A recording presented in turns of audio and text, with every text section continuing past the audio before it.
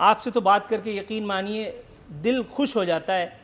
ये अलग बात कि अक्ल जो है वो चकरा के रह जाती है कि पूछा क्या था और जवाब क्या आ रहा है। खैर मैडम, ये मुझे बताइएगा कि शाह महमूद कुरैशी साहब को कहा गया है कि ये इतने दिलेर हैं कि इनको सद्दाम हुसैन का जो है वो टाइटल दे दिया जाए।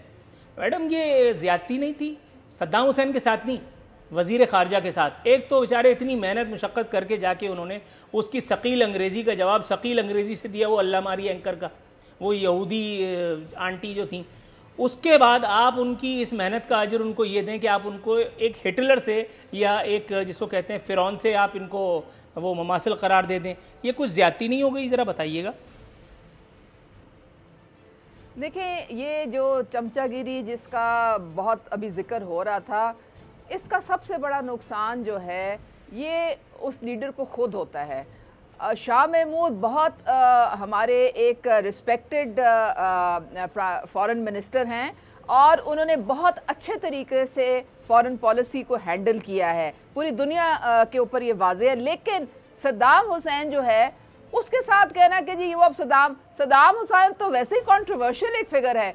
भैया आप जो काम कर रहा है उसको उसकी अपने ज़ात की हैसियत से आपने अगर उसको तारीफ़ करनी है तो थोड़ी बहुत अपने जायज़ एक मुनासिब तरीके से कर लें।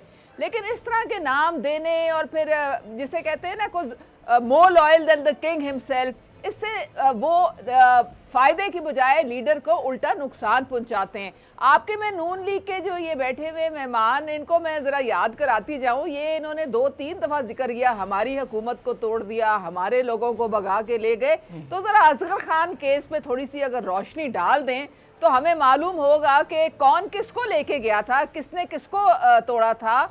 तो ये मैडम, मेरा ख्याल है ये लेने लगाने वाली बातें जो है वो थोड़ा सा रहने दी जाए, क्योंकि ये बात बहुत तवील हो जाएगी, कौन किसको कहाँ ले गया था और उसके बाद फिर क्या हुआ था। ये थोड़ा सा पाकिस्तान में जमहूरी निजाम की तारीख का एक सब शामिल तारीख पहलू है।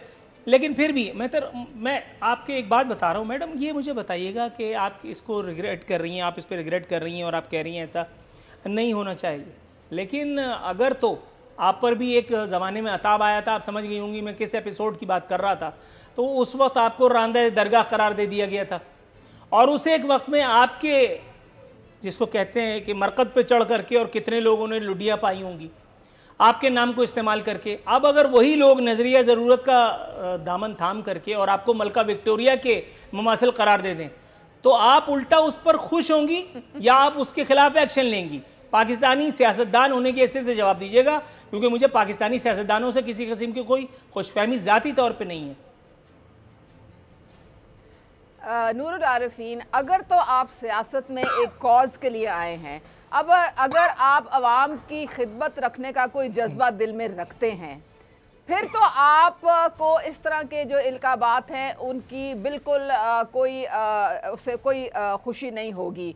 लेकिन अगर आप का कोई आपने अगर काम किया है जिससे लोगों की ज़िंदगी में बेहतरी आई है, उसके लिए अगर कोई उसको एक्नॉलेज करता है। अच्छा, तो वैसे मैडम ये इंटरव्यू तो फिर आप ही का होता रहेगा, इस पे अंदर से दिली खुशी होती है। ये इंटरव्यू तो फिर आप ही का होता रहेगा, क्योंकि ये तो आप ऐसी जगह पे आप ले गई हैं इस एक इंटरव्यू को कि आपके काम से, आपके पैशन से लोगों की ज़िंदगियों में कोई फ़र्क पड़ा है।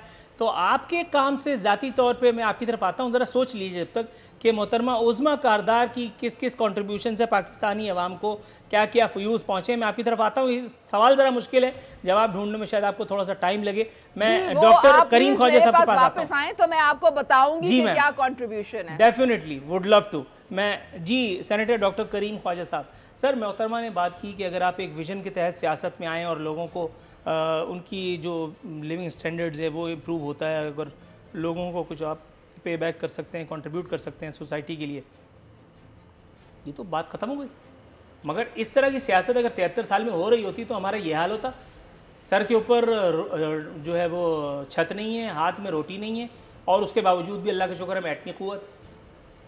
देखें, आपने जो सवाल किया था मैडम से, वो शाह महमूद कुरैशी ने जो स्पीच की थी, तो शाह महमूद कुरैशी एडवर्ड शेवरडनाज़े नहीं है जो उस ज़माने में सोवियत रूस का फॉरेन मिनिस्टर था, नहीं हेनरी किसिंजर है, नहीं भुट्टो शहीद है जो कि मोस्ट पॉपुलर जिनकी स्पीचेस रही है यूनाइटेड नेशन में। अब शाह मोहम्मद कुरैशी एक एम्बिशियस आदमी है, उसको ये है कि अभी ये जो कुछ होगा तो उसके रास्ते खुलेंगे, मैं बन जाऊंगा कुछ ना कुछ। जहाँ तक आपने ये फरमाया कि अर्दगान की बात, तो मैं थोड़ी आवाम की आगाही के लिए बता दूँ कि अरब सरज़मीन में अर्दगान को कोई अच्छी हैसियत नहीं है, क्योंकि टर्की वहाँ कॉन्करर था 500-700 सालों से। वहाँ ये कहते हैं कि भाई सलाउद्दीन अयूबी, यासिर अरफात, जॉर्ज हबाश, इस तरह के नाम लेते तो समझ में भी आती है, पीटीआई वालों को तारीख भी नहीं आती है। और ये कहते हैं कि भाई ये बख्त नसर जिसने बेबीलोन का बादशाह था, जिसने जाकर यरूशलेम को तबाह किया और जो है फर्स्ट टेंपल तबाह की, भाई इमरान खान उस तरह बन जाए। तो इनको तारीख भी पता नहीं है, गलत चीज़ें इस्तेमाल करते हैं। इनकी गलत चीज़ों की वजह से अरब दुनिया पाकिस्तान के ख़िलाफ़ हो गई है। और इनको अभी मुझे बताएं कि इस वक्त आप बताएं आरफीन कि वो मलेशिया का जो वज़ीर आज़म जो आजकल नहीं है, उससे इमरान मातीर से बात करने की क्या ज़रूरत है? ऑलरेडी आपका जो है सऊदी साहब से नाराज़ हैं, इस वक्त सूट करती है क्या? वो बटन नस्ल है जिससे उसने बात की है, या ये कोई बड़ा इंटेलेक्चुअल है? ऐसी हरकतें कर रहे हैं इमरान खान या इनके जो फॉरेन मिनिस्टर। अब वो मुझे बताएं ना, अब वो नुक्कड़ के ऊपर जो पान की दुकान वाला कोई फीका माजत आया, प्राइम मिनिस्टर उससे तो बात नहीं करेगा मलेशिया की? अगर उसने एक्स प्राइम मिनिस्टर से बात की जिसका एक इन्फ्लुएंस है पॉलिटिक्स में, तो वो और किससे बात करेगा? ये नहीं, तो तो मतलब इस वक्त जब आप सऊदी अरेबिया से ताल्लुकात, आप कह रहे हो कि कुछ हमारे ताल्लुकात हो जाएं या यूएई से हो जाएं, उस वक्त इसी बुनियाद पर तो झगड़ा था कि वो सऊदीया से आपको ताल्लुकात क्यों इस्तेमाल करने जनाब इमरान? यही ना कि जब आपका कोई लीडर यहाँ से फरार होकर के भागे तो उसको सऊदीया थोड़ी सी पनाह देते, हो गया। इतना तो ताल्लुकात हमेशा हमारे रहते हैं।